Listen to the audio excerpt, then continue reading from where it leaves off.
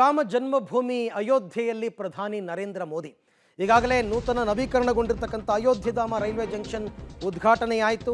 ರೈಲುಗಳಿಗೆ ಹಸಿರು ನಿಶಾನೆ ತೋರಿದ್ದಾಯಿತು.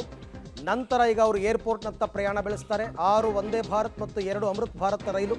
ಕರ್ನಾಟಕಕ್ಕೆ 3 ರೈಲುಗಳ ಕೊಡುಗೆಯನ್ನು ಪ್ರಧಾನಿ ಮೋದಿ ಅವರು ಕೊಟ್ಟಿದ್ದಾರೆ. ಕರ್ನಾಟಕಕ್ಕೆ 2 ವಂದೇ ಭಾರತ್ ಮತ್ತು 1 ಅಮೃತ್ ಭಾರತ್ ರೈಲು. ಕೆಲವೇ ಹೊತ್ತಲ್ಲಿ ಮಹರ್ಷಿ ವಾಲ್ಮೀಕಿ ಏರ್ಪೋರ್ಟ್ ಉದ್ಘಾಟನೆ ಕಾರ್ಯಕ್ರಮ ಕೂಡ ನೆರವೇರುತ್ತೆ. ಅಯೋಧ್ಯೆಯಲ್ಲಿ 8 ರೈಲುಗಳಿಗೆ ಪ್ರಧಾನಿ ಮೋದಿ ಇವತ್ತು ಚಾಲನೆಯನ್ನು ಕೊಟ್ಟಿರ್ತಕ್ಕಂಥದ್ದು. ಅದೆಲ್ಲ ಕಾರ್ಯಕ್ರಮಗಳು ಮುಕ್ತಾಯ ಆಯಿತು. ಅಲ್ಲಿ ಹೋಗಿ ಅಯೋಧ್ಯಧಾಮ ರೈಲ್ವೆ ಜಂಕ್ಷನ್ ಕಂಪ್ಲೀಟ್ ಆಗಿ ನೋಡಿ ನಂತರ ಅವರು ಹಸಿರು ನಿಶಾನೆಯನ್ನು ತೋರಿಸಿದ್ದಾಯಿತು. ರೈಲುಗಳು ಅಲ್ಲಿಂದ ಹೊರಟಿದ್ದಾಯಿತು. ಏಕಕಾಲಕ್ಕೆ ಮಂಗಳೂರಿನಿಂದ ಮಡ್ಗಾಂವ್ ಕಡೆಗೆ ರೈಲು ಹೊರಟಿದ್ದಾಯಿತು. ಮತ್ತು ಬೇರೆ ಬೇರೆ ಭಾಗದಿಂದ ಬೆಂಗಳೂರಿಗೆ ರೈಲುಗಳು ಬರ್ತಾ ಇದೆ. ಮಾಲ್ಡಾದಿಂದ ಬೆಂಗಳೂರಿಗೆ ರೈಲು ಹೊರಟಿದೆ. ಕೊಯಮತ್ತೂರಿನಿಂದ ಬೆಂಗಳೂರಿಗೆ ರೈಲು ಹೊರಟಿದೆ.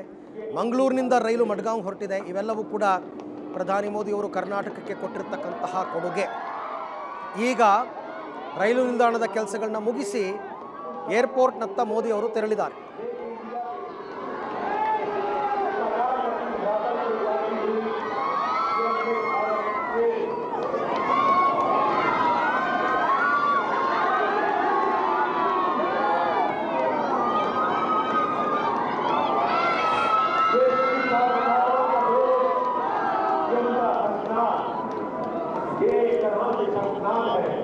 विकसित भारत की नई पहचान के लिए केवल भारत को विश्व गुरु बनने से कोई नहीं रोक सकता।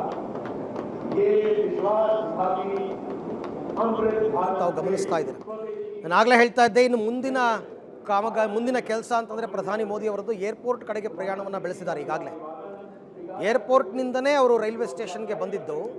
15 ಕಿಲೋಮೀಟರ್ ದೂರ ಇದೆ ಏರ್ಪೋರ್ಟಿಂದ ರೈಲ್ವೆ ಸ್ಟೇಷನ್ಗೆ. ಈ 15 ಕಿಲೋಮೀಟರ್ ಅವರು ರೋಡ್ ಶೋನಲ್ಲಿ ಬಂದರು. ರಸ್ತೆಯ ಉದ್ದಕ್ಕೂ ನೆರೆದಿದ್ದ ಜನರಿಗೆ ವಿಶ್ ಮಾಡ್ತಾ ರೋಡ್ ಶೋ ಮುಖಾಂತರ ಪ್ರಧಾನಿ ಮೋದಿ ಅವರು ಬಂದರು. ಈಗ ಇಲ್ಲಿಂದ ರಿಟರ್ನ್ ಏರ್ಪೋರ್ಟ್ ಹೊರಟಿದ್ದಾರೆ ಮತ್ತೆ. ಆದರೆ ಈಗ ರೋಡ್ ಶೋ ಇರಲ್ಲ. ಈಗ ಅವರು ನೇರವಾಗಿ ಕಾರ್ ಹತ್ಕೊಂಡು ಏನು ಹಬ್ಬಬ್ಬ ಅಂತಂದರೆ ನೆರೆದಿರ್ತಕ್ಕಂಥ ಜನರಿಗೆ ಕಿಟಕಿಯಿಂದನೇ ಅವರು ವಿಂಡೋದಿಂದ ವಿಶ್ ಮಾಡ್ಬೋದು ಅಷ್ಟೇ. ಬಹಳ ಬೇಗ ಅವರು ಏರ್ಪೋರ್ಟ್ ರೀಚ್ ಆಗ್ತಾರೆ. ಆವಾಗ 1 ಅವರ್ ಮೇಲಾಯಿತು ರೋಡ್ ಶೋ. ಈಗ ಹಂಗಲ್ಲ, ಬಹಳ ಬೇಗ ರೀಚ್ ಆಗ್ತಾರೆ. ರೀಚ್ ಆಗಿ ಏರ್ಪೋರ್ಟ್ಗೆ ಬಂದು ಮಹರ್ಷಿ ವಾಲ್ಮೀಕಿ ಏರ್ಪೋರ್ಟ್ಗೆ ಬಂದು ಎಗೇನ್ ಅಲ್ಲೂ ಕೂಡ ಏರ್ಪೋರ್ಟ್ ಕಾಮಗಾರಿಗಳು ಹೇಗಾಗಿದೆ ಅಂತ ನೋಡಿ ಉದ್ಘಾಟನೆ ಮಾಡಿ ಅಲ್ಲೊಂದು ವೇದಿಕೆ ಕಾರ್ಯಕ್ರಮ ಇರುತ್ತೆ. ಆ ಕಾರ್ಯಕ್ರಮದಲ್ಲಿ ಅವರು ಏರ್ಪೋರ್ಟನ್ನು ಉದ್ಘಾಟನೆ ಮಾಡಿ ವಿವಿಧ ಯೋಜನೆಗಳು ಮತ್ತು ಕಾರಿಡಾರ್, ಅಯೋಧ್ಯ ಕಾರಿಡಾರ್ ಯೋಜನೆಗೆ ಶಂಕುಸ್ಥಾಪನೆ ಎಲ್ಲವನ್ನು ನೆರವೇರಿಸ್ತಾರೆ ಕಂಪ್ಲೀಟ್. ಅಲ್ಲೊಂದು 45 ಮಿನಿಟ್ಸ್ ಕಾರ್ಯಕ್ರಮ ಇರುತ್ತೆ ಏರ್ಪೋರ್ಟಲ್ಲಿ. ಅದು ಮುಗಿದ ನಂತರ ಅಲ್ಲೇ ಪಕ್ಕದಲ್ಲೇ ಏರ್ಪೋರ್ಟ್ನ ಹತ್ತಿರದಲ್ಲೇ ಬೃಹತ್ ರ್ಯಾಲಿ ಇದೆ ಜನರದ್ದು. 1.5 ರಿಂದ 2 ಲಕ್ಷ ಜನ ಆ ಕಾರ್ಯಕ್ರಮದಲ್ಲಿ ಸೇರಿರ್ತಾರೆ. ಆ ಕಾರ್ಯಕ್ರಮದಲ್ಲಿ ಪ್ರಧಾನಿ ಮೋದಿ ಅವರು ಜನರನ್ನು ಉದ್ದೇಶಿಸಿ ಭಾಷಣವನ್ನು ಕೂಡ ಮಾಡ್ತಾರೆ. ಆ ಭಾಷಣದೊಂದಿಗೆ ಅವರ ಇವತ್ತಿನ ಅಯೋಧ್ಯ ಪ್ರವಾಸ ಮುಕ್ತಾಯ ಆಗುತ್ತೆ. ಮತ್ತು ಅವರು ಏರ್ಪೋರ್ಟಿಗೆ ಬಂದು ವಿಮಾನದ ಮುಖಾಂತರ ಅವರು ನೇರವಾಗಿ ದೆಹಲಿಗೆ ತೆರಳುತ್ತಾರೆ. ಸೊ ಇವತ್ತಿನ ಕಾರ್ಯಕ್ರಮದ ವಿಶೇಷತೆಗಳೇ ಇಷ್ಟು. ಬೆಳಗ್ಗೆ ಅಯೋಧ್ಯೆಗೆ ಬಂದಿಳಿದಂತಹ ಪ್ರಧಾನಿ ಮೋದಿ ದೆಹಲಿಯಿಂದ ವಿಮಾನದ ಮುಖಾಂತರ ನೇರವಾಗಿ ಏರ್ಪೋರ್ಟ್ಗೆ ಬಂದಿಳಿದು ಅಲ್ಲಿ ಏರ್ಪೋರ್ಟ್ನಿಂದ ರೈಲ್ವೆ ಸ್ಟೇಷನ್ ತನಕ 15 ಕಿಲೋಮೀಟರ್ ರೋಡ್ ಶೋ ಮುಖಾಂತರ ಬಂದು ಅಯೋಧ್ಯಧಾಮ್ ರೈಲ್ವೆ ಜಂಕ್ಷನ್ನಲ್ಲಿ ಅಲ್ಲಿನ ಎಲ್ಲ ಸಿದ್ಧತೆಗಳನ್ನು ನೋಡಿ ಅಯೋಧ್ಯಧಾಮ್ ರೈಲ್ವೆ ಜಂಕ್ಷನ್ ಉದ್ಘಾಟನೆ ಮಾಡಿ ಜನರೊಂದಿಗೆ ಬೆರೆತು ಮಾತನಾಡಿ ಮಾಹಿತಿ ಕಲೆ ಹಾಕಿ ಸಂಧಾನ ಮಾಡಿ ಸಂವಾದ ಮಾಡಿ ಅಲ್ಲಿಂದ ಹೊರಟಿದ್ದಾರೆ. ಈ ಬಗ್ಗೆ ಮತ್ತಷ್ಟು ಮಾಹಿತಿ ನನ್ನ ಕೊಲೀಗ್ ಶಬೀರ್ ಅವರಿಂದ ಪಡಿತಾ ಹೋಗೋಣ. ಶಬೀರ್, ಈಗ ಅಯೋಧ್ಯಧಾಮ್ ರೈಲ್ವೆ ಜಂಕ್ಷನ್ ಕಾರ್ಯಕ್ರಮಗಳೆಲ್ಲವೂ ಕೂಡ ಮುಕ್ತಾಯ ಆಗಿದೆ. ನನ್ನ ಪ್ರಕಾರ ಈಗ ಅವರು ಏರ್ಪೋರ್ಟ್ನತ್ತ ಪ್ರಯಾಣ ಬೆಳೆಸಿದ್ದಾರೆ ಅಂತ ಅನ್ಕೋತೀನಿ. ಬಹುತೇಕ ರೋಡ್ ಶೋ ಈಗಲೂ ಇರುತ್ತಾ ಇಲ್ವಾ, ಏನಿದೆ ಇದೆಲ್ಲದರ ಬಗ್ಗೆ ಮಾಹಿತಿ? ಅರವಿಂದ್, ಈಗಲೂ ಕೂಡ ಒಂದು ಸಣ್ಣ ರೋಡ್ ಶೋ ಇರುತ್ತೆ. ಅಂದ್ರೆ ಆಗ್ಲೇ ಯಾವ ಮಾರ್ಗದಲ್ಲಿಂದ ಹೋಗಿದ್ರಲ್ವಾ ಅದೇ ಮಾರ್ಗದಿಂದ ಈಗ ವಾಪಸ್ ಬರ್ತಾರೆ. ಹೀಗಾಗಿ ಜನ ಏನಿದ್ದಾರೆ ಅವರು ಇಲ್ಲೇ ಕೂಡ ಕಾದು ಕುಳಿತಿರುವಂತದ್ದು. ಹೀಗಾಗಿ ಮತ್ತೊಂದು ರೋಡ್ ಶೋ ರೀತಿಯಲ್ಲೇ ಮತ್ತೊಂದು ಪ್ರಸಂಗ ಆಗಬಹುದು. ಈಗ ನೀವು ನೋಡ್ತಾ ಇದ್ದೀರಿ, ದೃಶ್ಯಗಳಲ್ಲೂ ಕೂಡ ಗಮನಿಸ್ತಾ ಇದ್ದೀರಿ, ಜನ ಇನ್ನೂ ಕೂಡ ಕಾಯ್ತಾ ಕುಳಿತಿದ್ದಾರೆ. ರೈಲ್ವೆ ನಿಲ್ದಾಣ ಉದ್ಘಾಟನೆ ಮಾಡ್ಲಿಕ್ಕೆ ಹೋಗ್ಬೇಕಾದಂತ ಸಂದರ್ಭದಲ್ಲೂ ಕೂಡ ಇದೇ ಮಾರ್ಗವಾಗಿ ಪ್ರಧಾನಮಂತ್ರಿ ನರೇಂದ್ರ ಮೋದಿ ಅವರು ತೆರಳಿದ್ರು. ಆಗ್ಲೂ ಕೂಡ ದೊಡ್ಡ ಪ್ರಮಾಣದ ಜನ ಸಮೂಹ ಸಮೂಹ ಇಲ್ಲಿ ನೆರೆದಿತ್ತು. ಈಗಲೂ ಕೂಡ ಜನ ಕಾಯ್ತಾ ನಿಂತ್ಕೊಂಡಿದ್ದಾರೆ. ಯಾಕಂದ್ರೆ ಪ್ರಧಾನಮಂತ್ರಿಗಳು ವಾಪಸ್ ಬರ್ತಾರೆ ಅನ್ನುವಂತ ದೃಷ್ಟಿಯಿಂದ ಅವ್ರನ್ನ ಮತ್ತೊಮ್ಮೆ ನೋಡಬೇಕು ಅನ್ನುವಂತ ಕಾರಣಕ್ಕೆ ಇನ್ನೂ ಕೂಡ ಅವರು ಕಾಯ್ತಾ ನಿಂತಿರುವಂತದ್ದನ್ನ ಕೂಡ ನೀವು ದೃಶ್ಯಗಳಲ್ಲಿ ನೋಡ್ತಾ ಇದ್ರಿ. ಲತಾ ಮಂಗೇಶ್ವರ್ ಚೌಕ್ ಮೂಲಕ ಅವರು ಈಗ ಏರ್ಪೋರ್ಟ್ಗೆ ನಿರ್ಗಮನ ಆಗ್ತಾರೆ ಅನ್ನುವಂಥದ್ದು ಕೂಡ ಈಗ ಸಿಗ್ತಿರುವಂತ ಮಾಹಿತಿಗಳು. ಮತ್ತೊಂದು ಮಾಹಿತಿಯ ಪ್ರಕಾರ ಅವರು ಲತಾ ಮಂಗೇಶ್ವರ್ ಸರ್ಕಲ್ ಅಲ್ಲಿ ಒಂದು ಸೆಲ್ಫಿ ಫೋಟೋವನ್ನು ಕೂಡ ತೆಕ್ಕೊಳ್ಬಹುದು ಅನ್ನುವಂತಹ ಮಾಹಿತಿಗಳಿದಾವೆ. ಅದಕ್ಕೆ ಆ ಹಿನ್ನೆಲೆಯಲ್ಲಿ ಈಗಾಗಲೇ ಸರ್ಕಲ್ನ ಹತ್ತಿರ ಭದ್ರತಾ ತಪಾಸಣೆಯನ್ನು ಕೂಡ ಮಾಡಲಾಗಿದೆ. ಅದಾದ ಬಳಿಕ ಈಗ ಇನ್ನೇನು ಕೆಲವೇ ಹೊತ್ತಿನಲ್ಲಿ ಪ್ರಧಾನಮಂತ್ರಿಗಳು ಇದೇ ಮಾರ್ಗವಾಗಿ ಬರುವಂತ ನಿರೀಕ್ಷೆಗಳನ್ನು ಕೂಡ ಮಾಡಲಾಗ್ತದೆ. ಇಲ್ಲಿಂದ ಅವರು ನೇರವಾಗಿ ಏರ್ಪೋರ್ಟ್ಗೆ ಹೋಗ್ತಾರೆ. ಹೀಗಾಗಿ ಜನ ಇನ್ನೊಮ್ಮೆ ಅವರನ್ನ ನೋಡಬೇಕು ಅನ್ನುವಂತ ಕಾರಣಕ್ಕೆ ಕಾತುರದಿಂದ ಕಾದು ಕುಳಿತಿದ್ದಾರೆ.